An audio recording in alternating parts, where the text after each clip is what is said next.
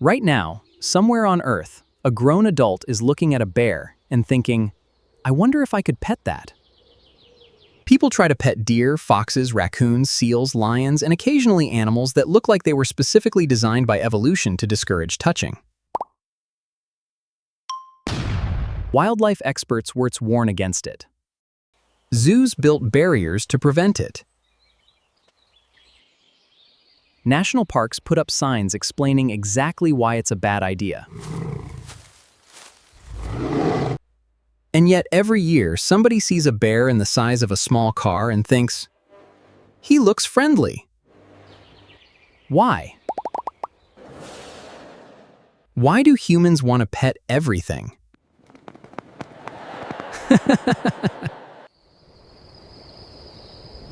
The answer begins with a relationship that is much older than civilization. For nearly all of human existence, life was surrounded by other life.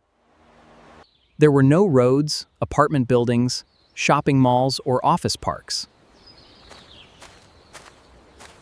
The world was plants, animals, rivers, insects, birds, and whatever happened to be hiding in the grass nearby.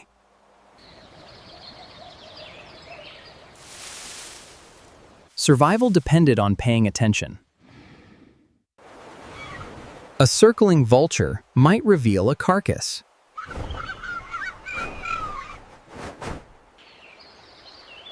The sudden silence of birds could signal danger.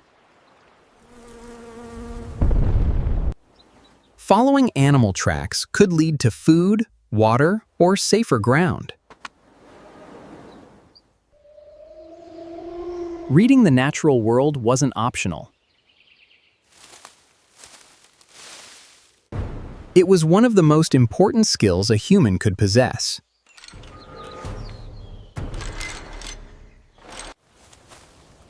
Over thousands of generations, our brains became extraordinarily good at noticing living things.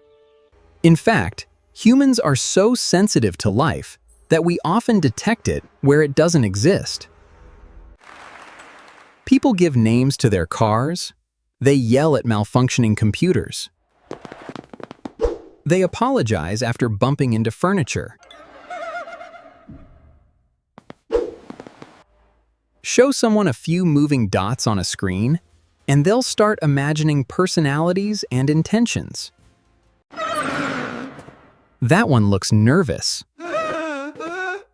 That one seems aggressive.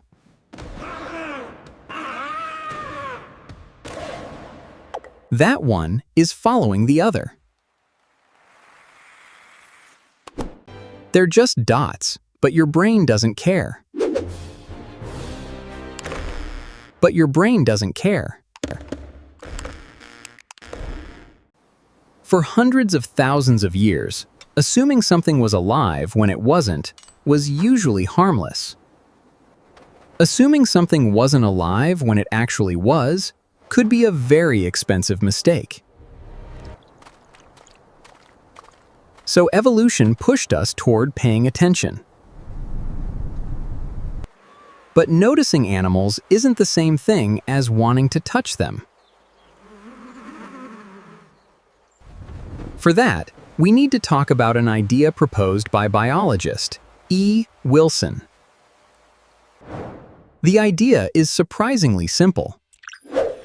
Humans may possess an innate attraction to living things. Not because nature is fashionable. Not because animals are entertaining. But because our minds evolved inside natural environments for hundreds of thousands of years.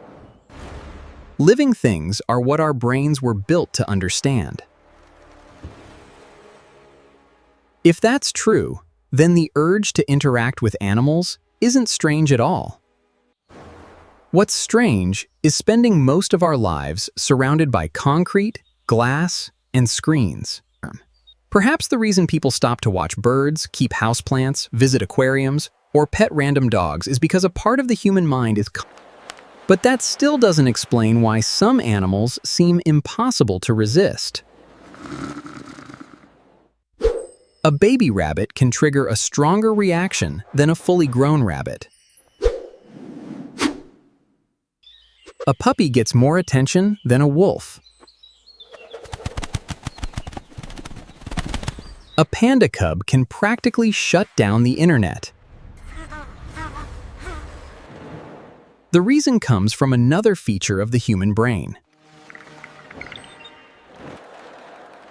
Among mammals, humans take an unusually long time to grow up. A foal can stand shortly after birth. Young wildebeest can run within hours. Human infants spend years relying almost entirely on adults.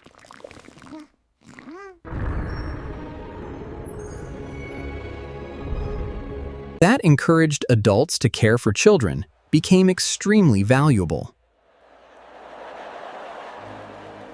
Over time, babies evolved features that capture our attention almost automatically. Large eyes, round faces, small noses, soft features. Scientists call this the baby schema. You can see these features throughout the animal kingdom. Puppies, kittens, seals, pandas, and countless other young animals all share characteristics that activate the same nurturing systems inside the human brain. The response happens so quickly that it often feels automatic. You don't carefully analyze whether something is cute. You simply experience it. And once you understand that, a lot of human behavior starts making sense.